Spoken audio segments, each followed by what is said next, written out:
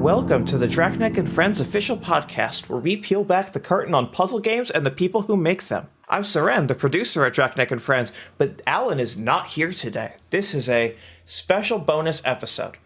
With permission from YagmanX, who interviewed Alan last year in 2024 about the development history of Draknek and Friends and A Monster's Expedition, we are now able to cross-post that interview for your listening pleasure. There will be no normally scheduled episode this week, but we'll tune in next week for an incredibly special episode. Like, seriously, you will not want to miss it. Keep your eyes peeled to Draknek socials for information on why. With that said, I'm going to get out of your way. Please enjoy the episode. The interview is fantastic. Thank you again to YagmanX for your gracious permission in allowing us to run the interview on our podcast feed.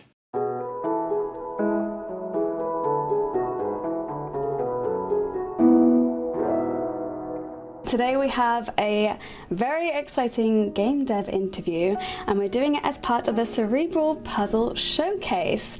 We're going to be talking about how to make puzzle games, and I'm very excited to be talking to Alan Hazelden, a puzzle game director and designer. Hello. Hello, nice to be here. Thank you so much for coming. Yeah, my pleasure. So if you could just start off by introducing yourself. Yeah, so I'm Alan Hazelden. I've been making puzzle games for over a decade now under the name Draknek. So I run a small studio, Draknek and Friends. We make and publish puzzle games. Chronologically, the games that I've worked on have been Soccer Bond, A Good Snowman is Hard to Build, Cosmic Express, A Good Snowman is Hard... I've already said A Good Snowman is Hard to Build. A Monster's Expedition. And then I published Bonfire Peaks, Soccer Bond Express. We published the console ports of Patrick's Powerbox. And we're currently publishing the upcoming Lock Digital. So just a couple of things then. Just a few things. Just a couple. We played... Across the decade, so, you know. Yeah, we played A Monster's Expedition. I'm sure some people in the chat will remember, and we had a really good time playing your game. So yeah, that was good fun. So you said across a decade, so is that how long you've been developing games for, or is it a bit longer than that? I've been making games a bit longer. I guess I started in 2006. So coming up on 20 years, I guess. That's scary. But for a long time, it was just like small hobbyist stuff, like not actually making anything good. Originally more interested in the technical side than the creative side. So I've shifted focus a little bit over time, but yeah. The last decade as Draknek and Friends, making puzzle games, focusing on puzzle games. Interesting. So you say you were coming from the more technical side. I wonder, were you like more of a programming type before you became a designer then? Yeah, I was studying computer science. Eventually I completely burnt out on programming, but that's kind of like the thing that got me into it. And then over a few years I would like shift from like being mostly interested in the programming side to going, oh, well, like making games is fun too, to like, oh no, like I care about the creative side and I don't want to program any more than I need to. Oh, that's interesting. Is that how you would say that you learned the skills that you needed to develop games? Did you say you went to university? Yeah, I was studying computer science at university.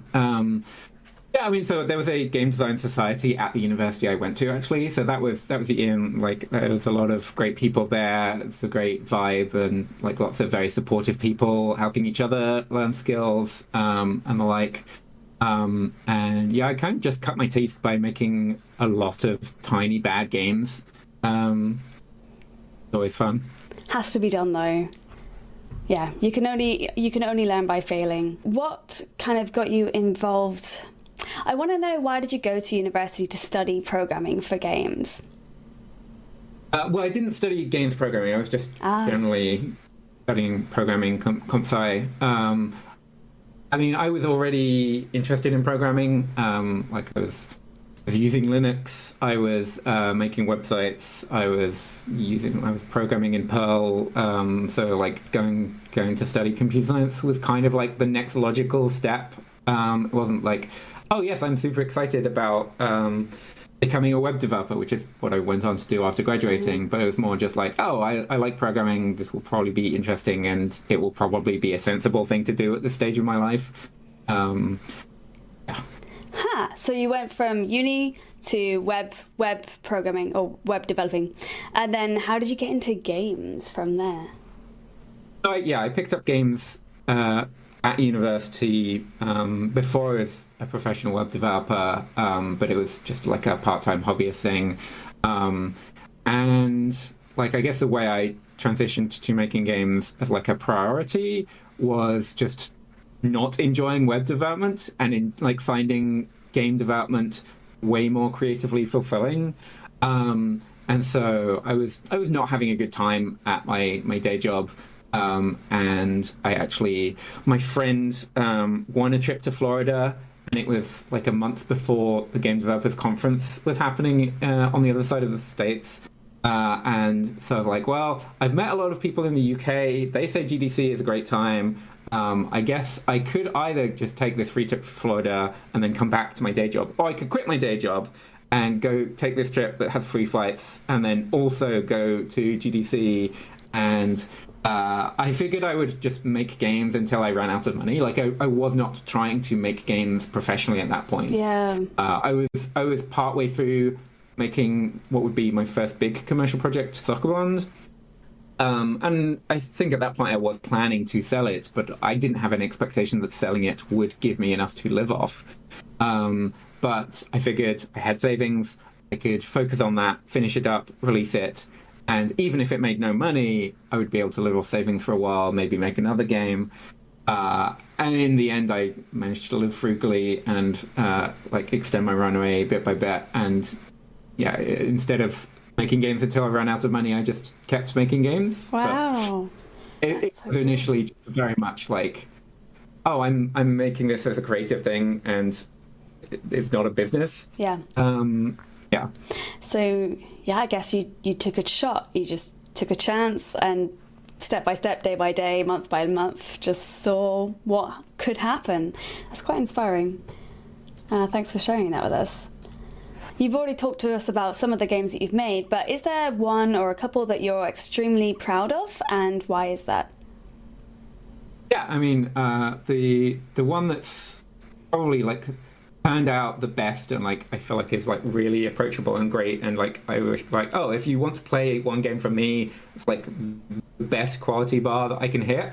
I think Monsters Expedition is it. I know you played it earlier this week. Yeah, like it was a rough development. It took like 3.5 years, and a lot of that was like not smooth, but like the end product I think turned out really great. I think I was really trying with that game to make something that could be playable and be the perfect difficulty level for just about anyone, and I think we almost hit that. Like, you can enjoy that game even if you're a puzzle novice, and you can enjoy that game even if you really, really like really hard puzzles, and it will kind of self-direct you to whatever difficulty puzzles you feel comfortable with, and hopefully anybody can get to the end of it.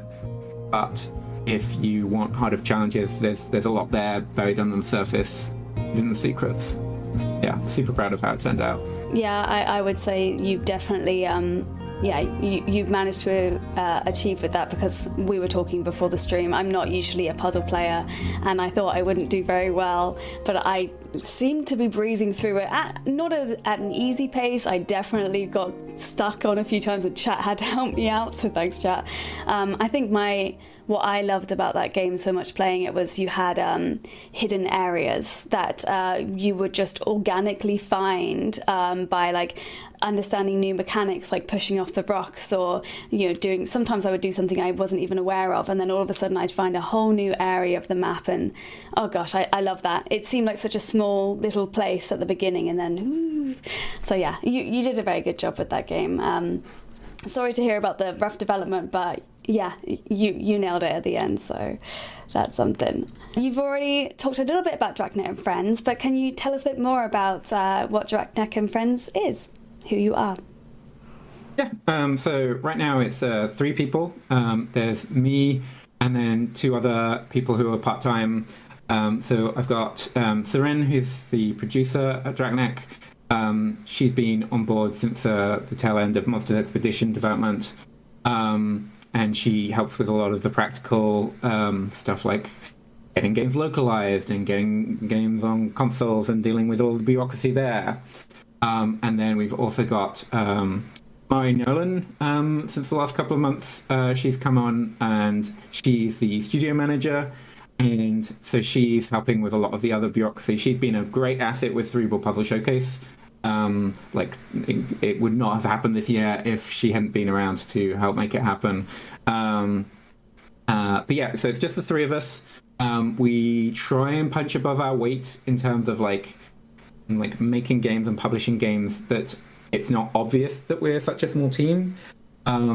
We focus on puzzle games. It started as just the games that I've been involved with, but then started publishing other people's games, mostly just because I felt like occasionally there'll be a game that grabs my attention. I was like, oh, this is really special, and like it's really hard to market games. It's really hard to market puzzle games specifically, but I've built up a bit of of people who like know Draknek and will pay attention to something if it's got the Draknek name on it, and so. By partnering up with some really talented developers, we can hopefully get their games more attention than they would have done otherwise. The first game that we published, Bonfire Peaks, made by Corey Martin, it's a great puzzle game about picking up boxes and shifting them around and trying to burn them in a fire each level. But that game, I came on and we were like, oh yeah, let's publish this game. And by the end of that game, I had actually ended up doing a lot of the level design on that project because I really enjoy level design. It kind of shifted me from me going like, hey Corey, like what about this? What about that? To just us collaborating on the level design, which is not how publishing relationships generally go and isn't really sustainable for like a team that wants to publish a lot of things all at the same time. But we can just focus on one game at a time and give it what it needs. Yeah, definitely. It sounds way more of like I guess like an intimate kind of hands-on experience than just like here's money, do the thing, see you when it's done. Which is right. And the flip side of it is that our games aren't financially sustainable enough that we can throw money at people. Like some of the games we publish have just been support and no funding. Like we pay for marketing, we pay for like if there's a visual art overhaul, we'd cover that, but we can't pay for a developer or a team of developers to work on a project full time for 2 years. So it kind of feels like, oh no, we're just making this together, and you're going to make the game, and we're going to help you market the game.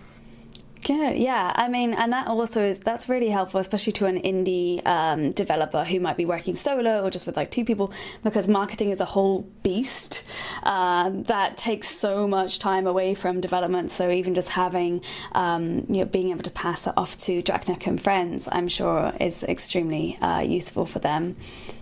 What made you want to start publishing games? Like, when was the moment when you were like, making my own games has been fun, but I'd love to like branch out and see if I can help others? I mean, it was never really a conscious thing. It was literally like I was just chatting to Corey, the developer of Bonfire Peaks, and I was telling him like, hey, this game is good. You should pitch this game to some publishers. And like I sent him a short list of like publishers he should talk to, and then at the end I was like, well, but also me, maybe. I don't know what I'd be doing. I can't promise to do a good job of it, but I knew that I believed in the game, and it was just before we'd released a Monsters Expedition.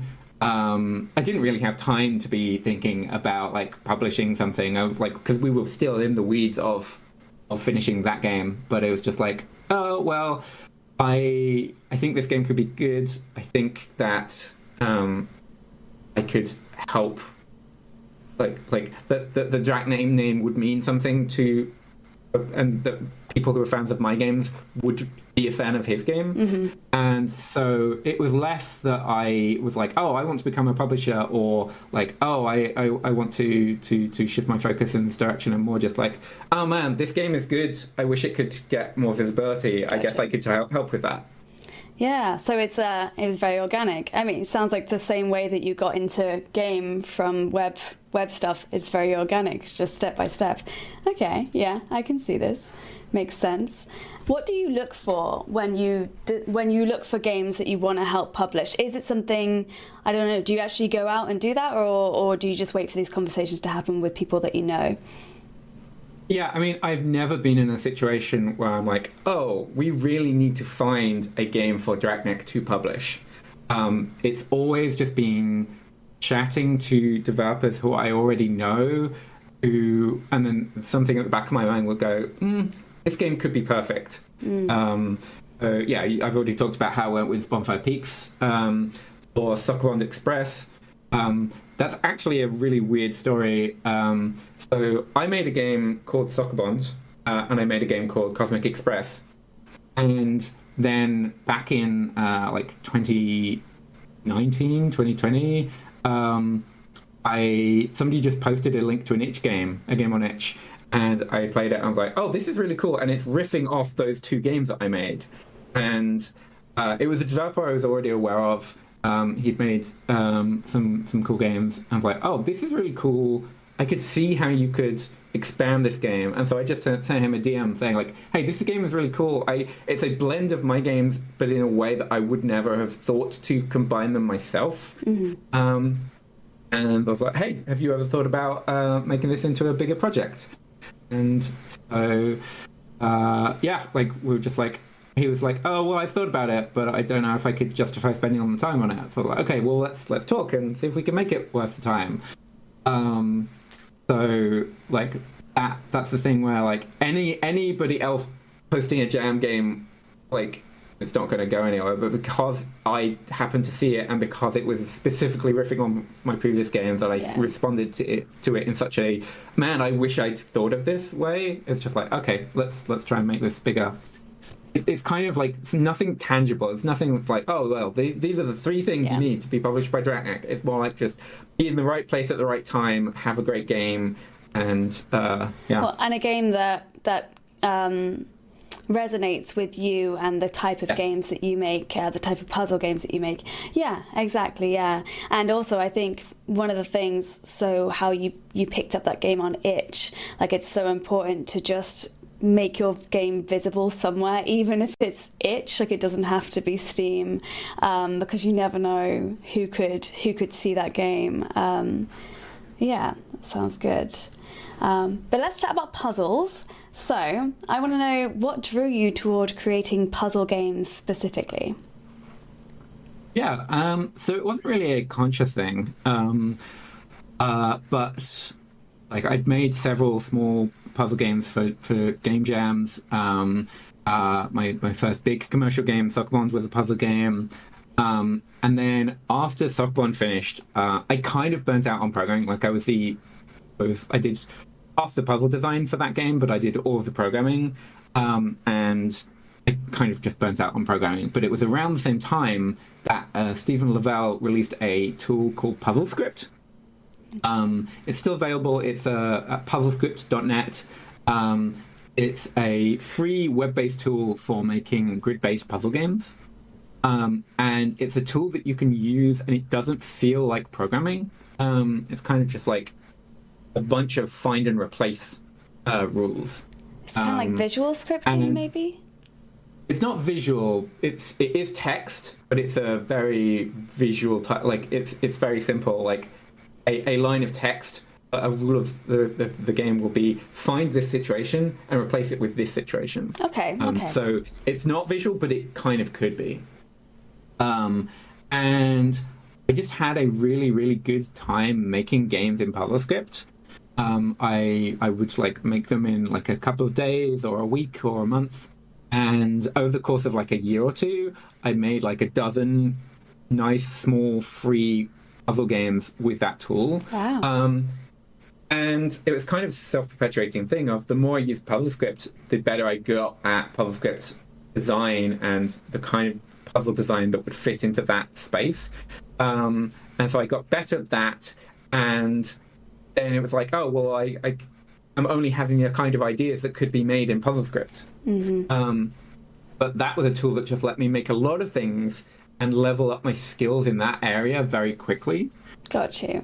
So I wonder, did you play a lot of puzzle games as well? Because it sounds like you just you fell into the puzzle script like way of making games. Then obviously that was designed for puzzle games. But were you also an enjoyer of puzzle games as well at the time? Yeah, I would have enjoyed a lot of puzzle games. Like, I don't have a strong memory of like, oh, what are the games I was playing back then? I definitely would have been playing a lot of games made in PuzzleScript, like especially at the start of that tool, there was a lot of games being made, so you could have like, and there still a ton of games being made with PuzzleScript, but like especially in that first period, it was like really, really thriving. And so I would have been playing those, but yeah, I would have been playing commercial puzzle games as well. Yeah. Like Stephen Lavelle, who made PuzzleScript, also made Stephen's Sausage Roll, which is a very well regarded, very very hardcore puzzle game. There's always been puzzle games that have resonated with me. I don't know if I would have appreciated at the time, like, oh, it was never a conscious realization of like, oh, I enjoy playing this kind of game, so I might enjoy making them. It was much more natural. Yeah. But like, I'm sure that was in the mix. Gotcha. This is the big question: what makes a puzzle mechanic fun? That's a big one. So, I think part of it is, I think a large part of it can be surprise. If you completely understood something, then it kind of wouldn't be interesting. Mm-hmm. So something that happens in a lot of good puzzle games is you'll do something with kind of a expectation of how it's going to happen, and then it will play out slightly differently, or it will be a space where you're like, oh, well, like, I understand everything, like, I understand what I'm trying to do, but it's impossible for this reason. And then you're batting your head against, like, well, like, here's a specific reason why this puzzle seems impossible. Like, how can this possibly work? And then when you put the pieces in the right place to go, like, oh, but what if I did that, and then that would let me do that? Then you can have that realization. So that level of like being able to figure things out and feel smart is another part of it. In terms of like puzzles generally, I think surprise and making you feel smart and like making you use your brain rather than just letting you breathe through something. Like, I think a lot of very, very simple puzzle games that are more casual than the ones I like playing are just like giving you dopamine for like, hey, you solved the puzzle, you solved the puzzle, you solved the puzzle. And a lot of the games I like generally are like gives you much more places to stop at and like go like, no, you need to actually think to make progress. Yeah. And that gives more opportunities for people to fall off, but I think it makes it feel more special when you don't drop off and you go like, no, I am going to solve this. Yeah, definitely. I'm like, as you're saying that, I'm just thinking about my experience with a Monsters Expedition. Definitely felt that way. How do you know when a puzzle isn't fun, when a puzzle mechanic isn't fun, and perhaps when you need to scrap it, go back to the drawing board, or make some significant changes? Yeah, I mean, I think a lot of the time that comes down to playtesting. In some ways, I'm only good at making puzzle games because I've spent a lot of time watching people playtest my games and like internalizing a hypothetical player, like either because I'm watching them right there and I can see the things they're doing, or hopefully with a game after I've been making it for long enough, I can kind of have this sense of like, oh, like this is kind of the logic that a person is going to go through. This is the assumptions they're going to make. This is how they're going. This is the thing they're going to try first. This is what I want to happen after that. but like you can only develop that intuition after you've gone through it with real people time and time again. So yeah, I just playtesting, playtesting without like giving people answers. Like if they say like, "Hey, give me a hint on this one," you have to like be really strict and go like, "No, I'm not here. Like I'm watching you, and it's like I'm taking a lot of notes, but I'm not going to tell you anything because I need to like if something is too hard." Then I need to have the emotional experience of watching a player find it too hard and get frustrated and have a not fun time, because that's going to stick in my brain. If somebody gets stuck for 5 minutes and then I tell them the solution, it's going to be better for that playtester, but it's not going to be lodged in my brain of like, oh no, this is terrible. I really need to fix this. I need to, like, this level is bad. I need to improve it. Or like, oh, this, like a lot of the time with puzzle games, things I'm looking out for in playtesting is what do they understand and what have they not quite internalized? What do I need to repeat and reinforce so that it becomes second nature? What puzzles are just kind of like too awkward or don't have a good enough central focus to get your hooks into and to think like, oh, like this is the core of this puzzle. If it's just a bunch of pieces spread out on the board and you're like not really having any kind of logic about what does what or why things are placed where they are, then it's not, a lot of the time it can be not very engaging to try and solve. So yeah, trying to figure out like why somebody is having a good time with a puzzle or why somebody is not having a good time with a puzzle, and then going like, okay, well, can I move this puzzle later, or do I need to add another puzzle before this to really reinforce the thing you need to do? Like it might be there's a mechanic I've taught earlier in the game, and then later in the game it's been a while since they had to use that specific trick, and so it might be like, oh, well, I need to have another puzzle that uses that trick, but that uses that trick in a way that will bring that trick to the forefront of your mind, so that when you're doing the next puzzle, it is still in your active brain and you can think in that way. Yeah, that makes sense. And I guess the biggest thing is just playtest, get someone else to playtest the game, because it's got to be really difficult when you are the person who's made the puzzles. You know how to do everything. You're not a reliable source of feedback. So the other thing I get out of playtesting is a lot of the time the things that people will try will spark ideas for me for other puzzles. I will look at somebody and I'll go, well, that's not the solution, but ooh, what if that was the solution? And like a sign of a promising puzzle game is when I can playtest 3 levels and come away with ideas for 10. Yeah, that's a really good point. And it makes me ask, where do you start when you are developing a puzzle mechanic? What's your usual starting place? So usually I will start with some kind of theme or metaphor or setting for the game that gives me something concrete that I know the game is about.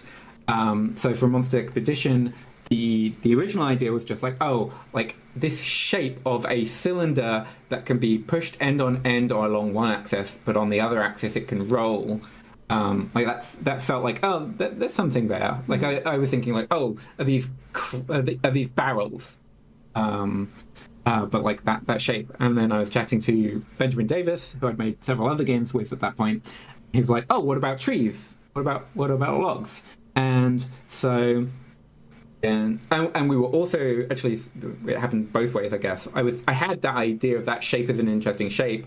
And then we would talk about like, oh, let's make a game that's set on some islands, because islands have like, there's watery areas between them. I'd already made a couple of puzzle script games which were set on islands and water, and it felt like there was more ground for exploration there, and it felt like, oh, you can be exploring a space, and that's satisfying.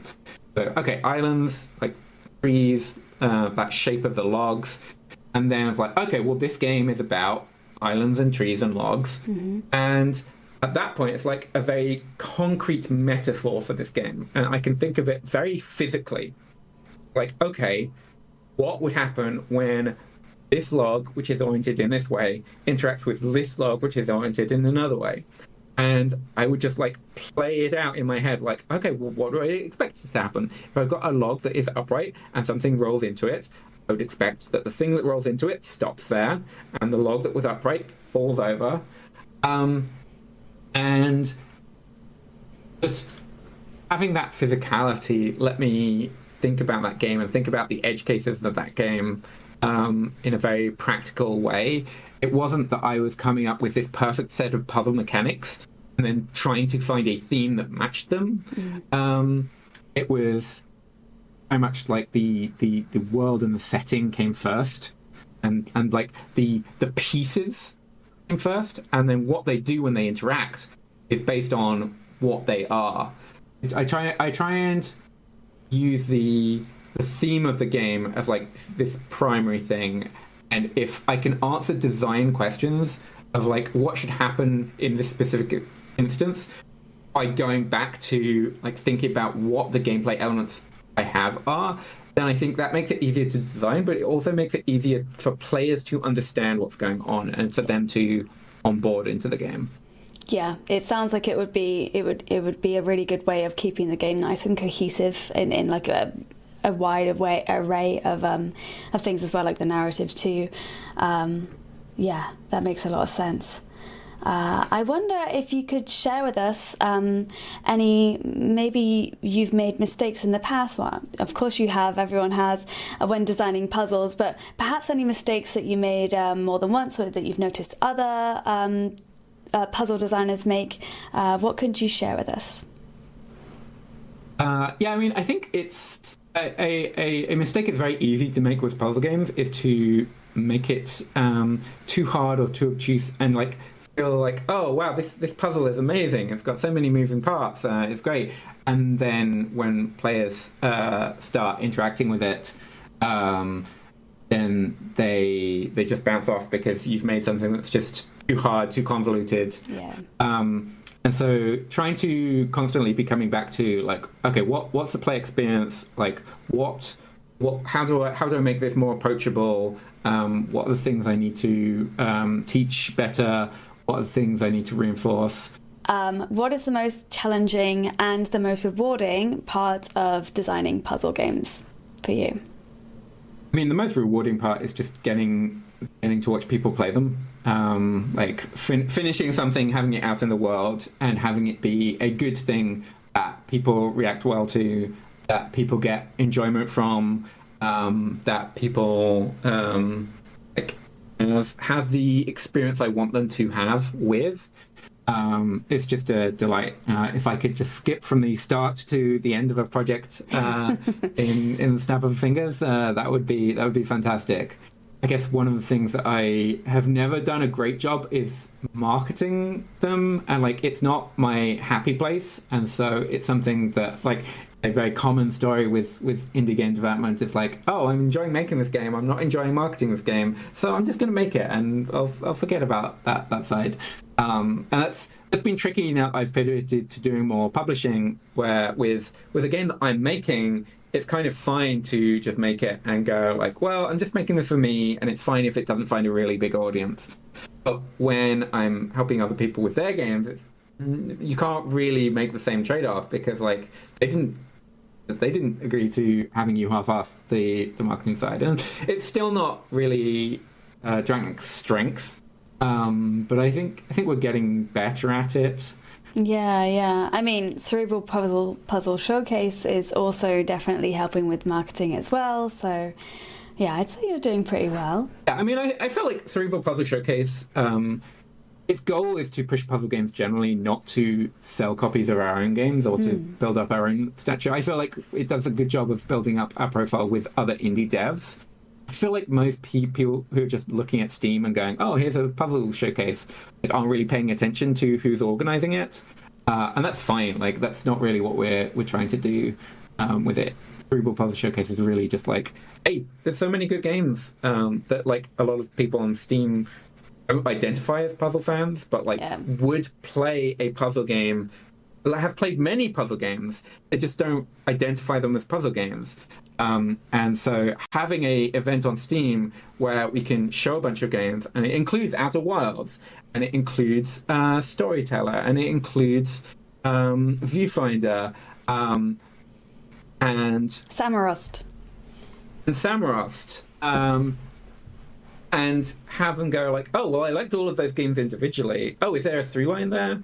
I think is very valuable. And the next question is, do you have any overall tips for any developers who want to improve their puzzle design skills?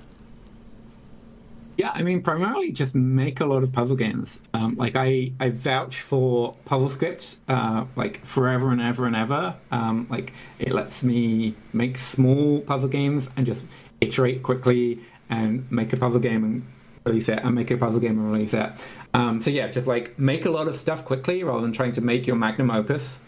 And then join the Puzzly community. So I run a Discord called Thinky Puzzle Games. You can find that at thinkypuzzlegames.com. I think will redirect you to the Discord. There's also thinkygames.com, which is run by some friends, which they have their own community. So yeah, but like if you're interested in making this kind of thinky puzzle game, or if you think you might be interested, then join the community and play some other people's stuff, share what you're working on, and like it's a community where you can post something that's in development and people can tell you like, oh, like what about this, what about that, and help you make your game better. Yeah, thanks for sharing that. That's really useful. It's definitely useful to be able to like play other people's games that will inspire you as well. And then getting feedback is, like you said, with just getting other people's feedback. A lot of people might not know how to get feedback, or might not know maybe their family won't want to play or whatever. So yeah, that's a good point. They can go and check out your Discord. Where can we find you? I know you've already talked about your Discord. Is there anywhere else? Yeah, I mean, you can find me on various social medias, but if you go to draknek.org, then that's the site for all of my puzzle games, and that's got links to social media there too. In terms of things I want to plug, the next game we're publishing is called Lock Digital, L-O-K Digital. It's really great, really smart. Please check it out. There's a free demo on Steam right now. There'll be more news for that game soon. Very excited for it. It's very smart in a way that's kind of different to the other games that I've made and published. But yeah, very, very good game there. Check out Cerebral Puzzle Showcase. If you go to cerebralpuzzleshowcase.com, that will take you to where you need to go. There's so many great games on Steam right now that are discounted, and you will not go wrong if you just go to the Steam sale and just put half a dozen things in your basket. I agree. There are so many good games there. Thank you so much, Alan, for chatting to us today. It's been so amazing hearing all of your life's journey for how you started making puzzle games. And I can see a theme. You obviously just like go towards what feels good for you, and you don't think about it too much. You're just like, today, this is good for me, and we'll see what happens tomorrow. And it seems to be working out for you. It seems good. It's very inspiring, actually. So yeah, thank you. I appreciate you sharing this all with us. Cool. Thanks for your time. This is great. Yeah, thank you. All the chat is saying goodbye as well. So yeah, if you want to say goodbye to the chat and then you can hop off the call as well, then feel free. And I hope you have a nice rest of your day as well. Yeah. All right. Bye, chat. Thank you Thanks for your so much. time. Bye. I hope that was useful for you. I found it really, really insightful. And don't forget to check out thinkypuzzlegames.com and to check out all of the cool puzzle games at Cerebral Puzzle Showcase. There's a lot of links for you to check out, but you could do that. You could do that in your own time. Have a lovely day or evening. Bye bye. See you later. Thanks for watching.